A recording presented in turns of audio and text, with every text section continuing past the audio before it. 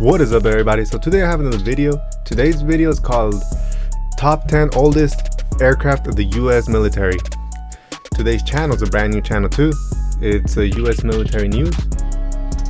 So let's go ahead and watch this. Let's see what we get into.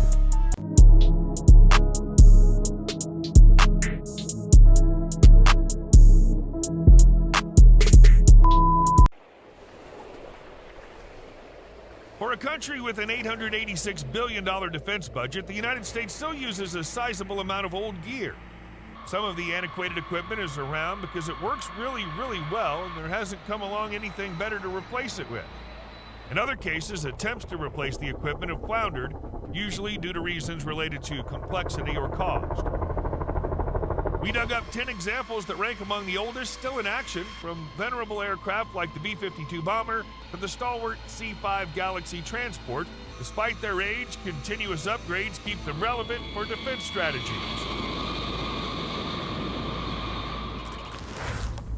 10. Lockheed C5 Galaxy. The C5 The Galaxy. C5 Galaxy is known worldwide for its carrying capacity and remains the largest military transport aircraft in the U.S. Air Force fleet.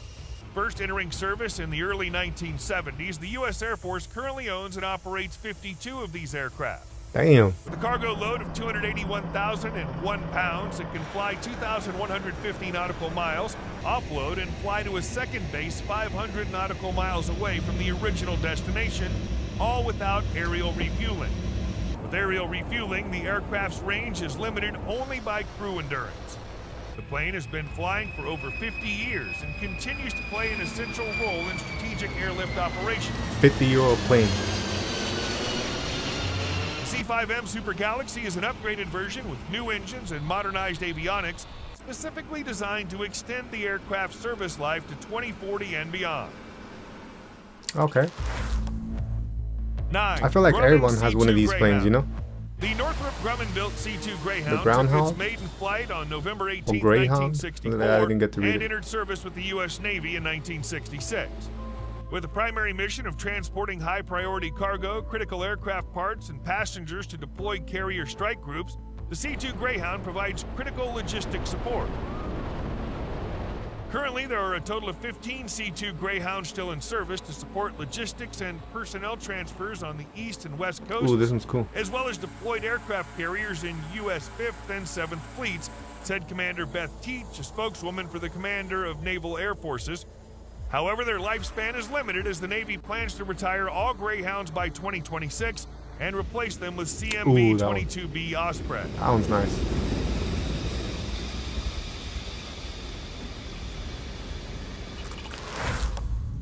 8. Hughes OH-6 Cayuse. OH-6 First Cayuse. flown in February 1963, the OH-6A Cayuse entered service in September 1966, establishing 23 world records for speed, distance, and altitude. I think when everybody thinks of a helicopter, they see this. They picture this. During the Vietnam War, as many as 100 of these helicopters were built in a month. Damn. Initially called Loach, an adaptation of its acronym, it was officially named Cayuse. It was also known as the Flying Egg, and when equipped for combat, the helicopters were referred to as killer eggs. The modern-day OH-6 variants flown by the U.S. Army Special Operations Forces are known as the MH-6 Little Bird, which is still in service today. I would like to fly one of them. 7. Northrop Grumman E2 Hawkeye. The E2 Built by Hawkeye? Northrop Grumman, the E2 Hawkeye is the Navy's all-weather carrier-based tactical battle management airborne early warning. I've seen this one. I don't know what it does, aircraft. but I've seen this one. The E2 is a twin-engine, 5-crew-member, high-wing turboprop aircraft with a 24-foot diameter radar rotodome attached to the upper fuselage. The E2 Hawkeye has many nicknames. It's often called the Super Fud because it replaced the Willy Fud, and has also commonly been referred to as the Hummer because of the unique sounds of its turboprop engines. Ah, goddamn it. Designed in the 1950s, the E2 took its maiden flight in 1960 and entered service in 1964. Over 400 aircraft across all variants have been built, and today, remarkably, the E2 remains in production with the latest E2D variant.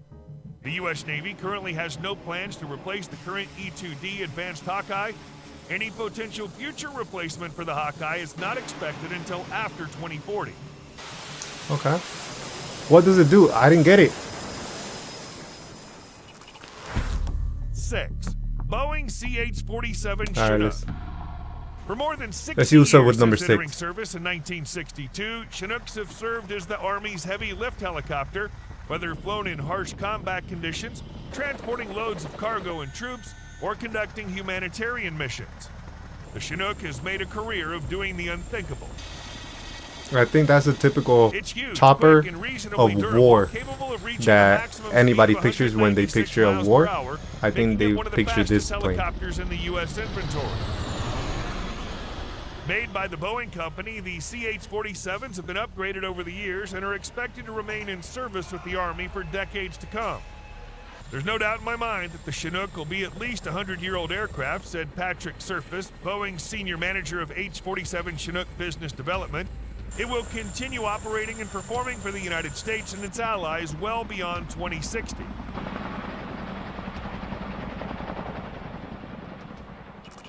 Okay, not too shabby. Bell UH1 Iroquois. The Bell UH1 Iroquois, affectionately known as the Huey, is one of the world's most iconic helicopters, famous for its extensive role in the Vietnam War and distinctive sound. Bell developed the powerful helicopter in the mid-1950s and produced more than 16,000 units between 1955 and 1976, over 7,000 of which served in Vietnam. Damn. It entered service with the U.S. Army in 1959. Okay. The aircraft were used primarily for troop and cargo transport, medical evacuations, and aerial attacks. The final UH-1 was officially retired from U.S. military service in 2016. Oh, so it's gone. However, there are reports of the U.S. military still using newer versions of the chopper to this day. Technically, there are I bet they ain't telling you they're the Huey using still it. flying. The UH-1N Huey, which is in service with the U.S. Air Force, the UH-1Y Venom, and the AH-1Z Viper, both of which serve with the Marine Corps. These aircraft have undergone significant updates from their initial production models, but are expected to remain in service with the Marines for years to come. 4. Boeing KC135. KC135. This one just looks like a regular airplane, bro. Like a regular commercial airplane. Aerial refueling fleet for over 6 decades. It's a versatile aircraft that plays a crucial role in extending the operational range of military jets, enabling them to conduct long-range missions without the need for frequent refueling stops. The KC-135 Stratotanker was equipped with aerial refueling booms and enough internal fuel storage to transfer up to 200,000 pounds of fuel, enough to fully refuel more than 15 F-16 Fighting Falcons equipped with 2 external fuel tanks. Okay. Not too shabby. According to the KC-135 fact sheet, the Air Force still maintains nearly 400 Stratotankers as part of the U.S. Air Force inventory. The KC-135 entered service in June 1957. Now, it's hard to believe that this aircraft has been flying for almost 70 years and is projected to fly until it reaches close to 100 years old.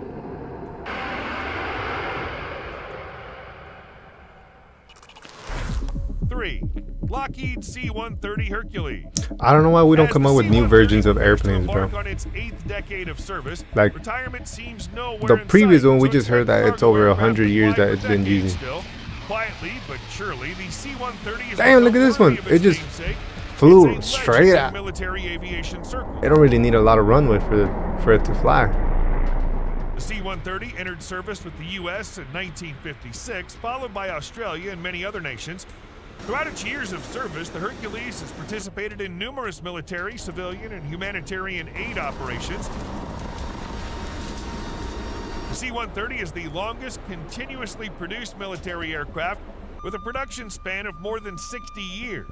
I bet it doesn't need a lot of runway, and you can you just make these. Have been ordered and or delivered to I feel like you have an upper hand. You don't need a lot of space to take off. Operate C-130s, which have been produced in more than 70 different variants.